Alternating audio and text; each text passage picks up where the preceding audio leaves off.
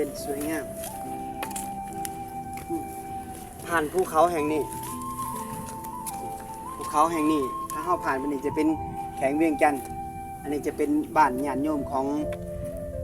เราสูงถ้านักปฏิบัติธรรมมากครับบิณฑบาตแถวนี้มือใดมือบ่ได้เสียงดวงเอาสมาธิในล่างจิตล่างใจเพราะว่าเฮาเกิดมาแล้ว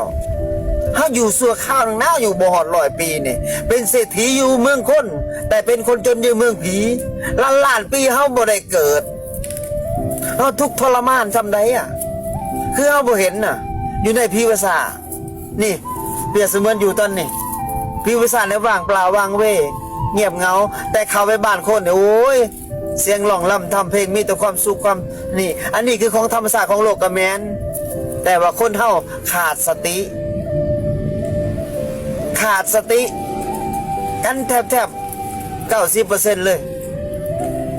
คนที่มีสติเนี่ยก็มีหน่อยเดียวสติคือหยังจะบอกเรื่องสติเนี่ยการนั่งสมาธิเห็นลมตลอดคือการมีสติเมื่อบ่เห็นลมดับไปเห็นหูจักความปรุงแต่ง